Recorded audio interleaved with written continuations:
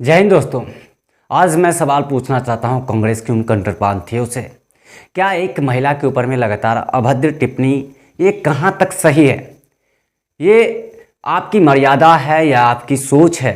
क्या आप उस राजनीति दलों को उठा करके अपने घूंट जैसे पानी पी ली है? यानी आप उन सब सारे कर्मों को धो करके एक पाप की नगरी में और बढ़ाना चाह रहे हैं। यानी सवाल है उन नेताओं से जो लोग महिलाओं के ऊपर में लगातार जो है टिप्पणी करती है। वो चाहे अभद्र टिप्पणी कोई हो या फिर वो अश्लील टिप्पणी की हो, वो चाहे कांग्रेस के नेता हो या फिर आम आदमी पार्टी की नेता हो या क्यों ना हो भारतीय जनता पार्टी, अगर महिला के ऊपर में संवाद की जगह संवाद की हो, ये कहीं ना कहीं सवालों के घेरे में आते हैं। लगातार हमारी लोकतंत्र ऐसी नहीं है कि हम वहाँ पे मजबूती न हो। हमारा लोकतंत्र ऐसा है कि हम जब चाहे तब मजबूती से खड़े हो सकते हैं, लेकिन हमारे लोकतंत्र को ये कुछ राजनीतिक दलों ने इसे तोड़ दिया। ये सोचते हैं कि हमारी पार्टियां बहुत ही बेहतर है। आपको बता दूं कि इन दोनों पार्टियों के बीच में कुछ ना कुछ बातें हुई। यानी क्या हुआ वाकया जो सारा कुछ जो है खेल का माजरा बदल दिया। ऐसा ही अनुमान लगाया जा रहा है कि आपको बता दूं कि बॉलीवुड की एक्ट्रेस यानी कंगना रनौत जो है मंडी से चुनाव लड़ने वाले हैं। आपको बता दूं जैसे ही बीजेपी ने अपने उम्मीदवारों की लिस्ट जारी की, उसमें कंगना रनौत और अरुण गोविल को जो है चुनावी कैंडिडेट में उतारने की कोशिश की और उन्होंने घोषणा की। अरुण गोविल जो है मेरठ से चुनाव लड़ेंगे बीजेपी सांसद के रूप में। वहीं बात की जाए तो मंडी से चुनाव लड़ने वाले कंगना रनौत रहेंगे। कंगना रनौत की जब ही नाम सुने, उन्होंने जब ही ऐसे काम, जैसे ही बीजेपी ने अपनी पोस्ट जारी की, उसके बाद में क्या था कि सुप्रिया सिंह यानी सुप्रिया सिंह कांग्रेस के बहुत बड़े नेता है और वहीं कांग्रेस के 2-4 नेता ऐसे हैं जिन्होंने कंगना रनौत पे जो है अभद्र यानी अश्लील टिप्पणी की। ये कहीं ना कहीं उन मर्यादा को आपने पार कर दिया है जो आपके कटघरे के दायरे में रहती थी, आपने उसे भी पार कर दिया।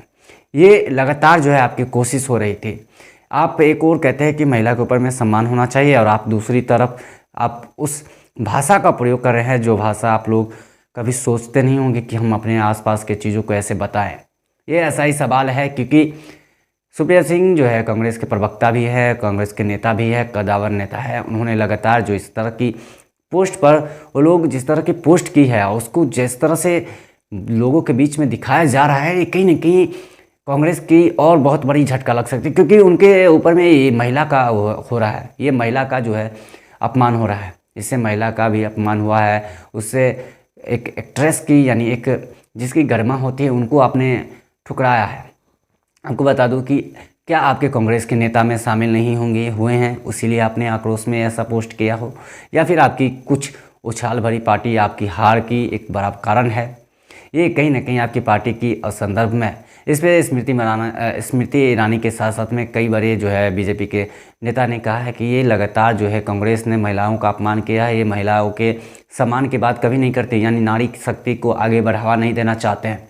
ये कांग्रेस पार्टी वही पार्टी है जो तुच्छ पार्टी से मिलती जुलती रहती है। ये कांग्रेस ये है जो भारत को तोड़ने की लगातार कोशिश करते हैं। ये पार्टियाँ जो है पाकिस्तान से नाता रखते हैं। ये पार्टियाँ ऐसे हैं जो चीन से नाता रखने वाली पार्टी हैं।